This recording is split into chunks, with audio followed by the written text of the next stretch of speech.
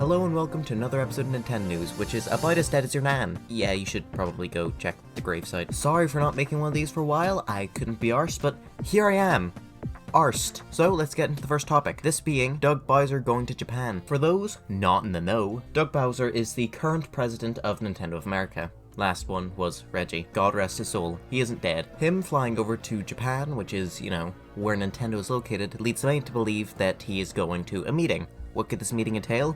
Well, I don't know. Many believe it has something to do with Nintendo's next generation, what the system's going to be, how they're going to advertise it, that sort of stuff, while many others believe that it's just a normal meeting that hasn't quite been possible thanks to the Big C. Or at least that's what people were thinking at the time. Now some are thinking that he just went there to go to Universal Studios Japan, as later he posted photos of Super Nintendo World there. Although there's one built in America. I know it's in like some weird beta stage or whatever, but still, could've went to that one. It's very possible that he did both. He went to his meeting and then afterwards had a little bit of fun, but personally I would like to believe that it had something to do with Nintendo's next system and that it is well in the works, but yeah, who knows at this point. Let's move on to the next topic. This being speculation about the next Nintendo Direct. Breath of the Wild 2 is very, very close to releasing now. Scarily close, in fact. That thing's coming out late May.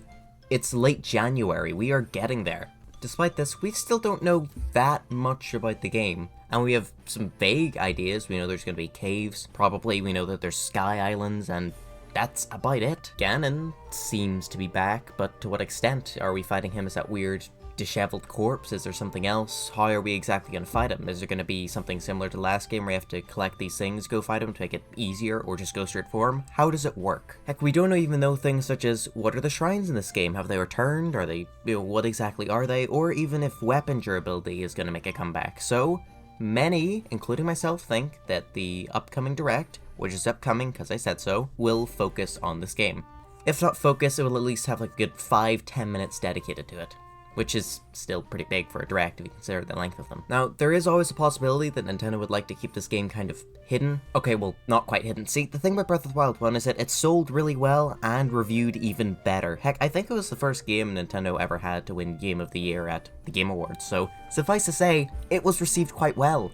With a game that loved, you don't really need to show off that much of the sequel to get people hooked again. The main issue with this is that Nintendo are very well known for, well, showing off a little bit too much in the trailers. If you look back at all of the trailers for a game coming up to its release and then look at the game itself, you'll find that a good amount of stuff was shown off in it. For example, Mario & Rabbids 2. If you exclude all of the, proper talks about it by Ubisoft and just look at the stuff that's shown in directs and trailers and whatnot, they still show off a fair amount of the game.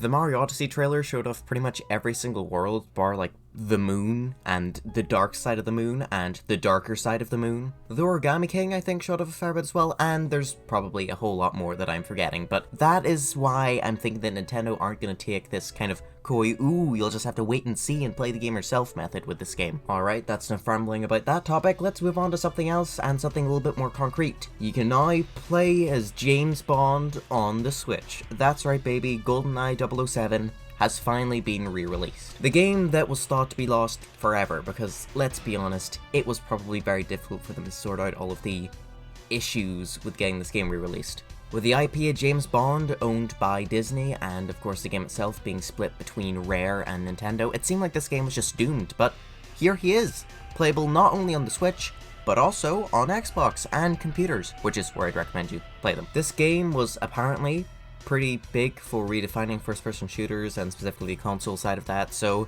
yeah, give them a try. It's probably very clunky and smelly, but also good. It's apparently also one of those games with a really good 4-player mode like Mario Kart or Smash 64, so if you want that, then hey, give it a try. Alright, that was enough concrete stuff to talk about. Let's move back on to speculation. See, some people received an email telling people to play Mario Odyssey. Now, I know what you may be thinking.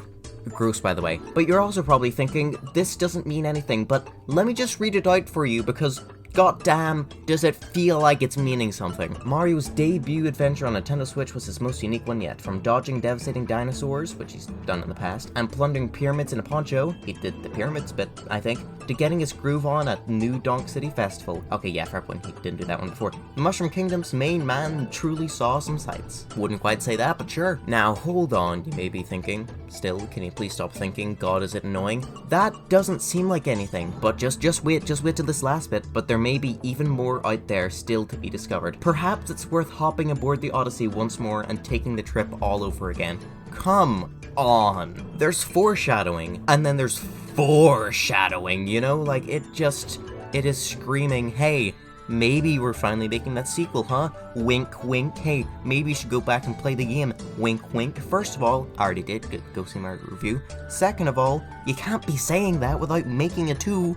Even if it's not specifically a sequel to Mario Odyssey, it really does feel like they're building up to something here. A long while back was this leak I didn't end up talking about, which was one for both Mario and Sonic Frontiers, and I ended up getting a huge amount of details for Sonic Frontiers right. Apparently, I haven't played the game myself, which has led many to believe that perhaps the Mario Odyssey 2 section of the leak was also true, which stated Luigi would be playable, and that's about all the things of note, which I kinda hope that's not the case, because as much as I love playing as Luigi, God, do I love doing that. I don't really want the game just to be more. I mean, I'd like more, but also, Mario Odyssey came out in 2017. It is 2023. That would be the equivalent of making us wait years and years for Mario Kart 9 and only give us a DLC for Mario Kart 8 Deluxe. Oh, okay, yeah, now that I think about it, that is perfectly in line for Nintendo to do. Next, Level Games is a studio well known for making Nintendo products, such as Luigi's Mansion, and that Mario Strikers game nobody liked, apparently. Why am I bringing them up? Well, recently, on Instagram, of all things, they announced that they're looking for UI artists for our next Nintendo project. If you've shipped a console video game and have solid understanding of UI workflows and style targets, we'd love to see your portfolio. Now, see, what's funny about this is that isn't actually the first time they have been asking for people to come and help with their next Nintendo project. Back in September of 2022, they were hiring, get this, people. What kind of people? Data engineers, UI engineers, tools engineers, automation engineers, and performance engineers, apparently, for their next big Nintendo trademark title. So, they've been working on something since, like, September. Interesting. Very, very interesting. Now, what in God's name could it be? Yes, I know this is another bit of speculation. Shut up. What could it be? Well, there's a couple theories floating around. Some people are saying it's going to be another Mario Sports game, which I can definitely see being a possibility. I mean, Mario Strikers Super Ultra was received, so I could see Nintendo thinking, sure, we'll make another one. Oh, but this just in, right as I was making this bloody video, hey, there's a bunch of rumors cropping up. Ugh, what are these rumors about? Why, it's about another Mario sports game being made, this one being a baseball one. That's right, we're getting another Sluggers. Of all of the Mario franchises to be brought back to Switch, I don't understand why Nintendo are focusing on the entire sports line instead of, you know, Pinball Land or Mario and Luigi, but hey, here we are, huh? Could this be what Next Level Games are being forced to make? I hope not. They are a great studio, do not waste them on sports games, please. Sure, Battle League had really nice animations, but like, the game was just lame. In all fairness, so was the original Strikers, but it's just so lame. If this really is the case, even if it's not being made by Next Level, if we truly are in for another Mario Sports game, you already know how it's gonna be. There's gonna be like 5 characters at launch, 2 stages, then over the course of a couple updates, it'll get to the point where the game should have been at launch. Alright, back to the video, back to him, he's the video. Others believe it could be another Luigi's Mansion game. I don't fully agree with this, as A, we already have one on the system, and B, it was a 6-year gap between 2 and 3, and it's only been 4-year gap between now and when 3 released. Sure, development time could then stretch so that it releases in 2025, but I doubt that's the case with the fact they've already been working on it since September. Though hey, maybe they will. You know what I personally would like to believe it is?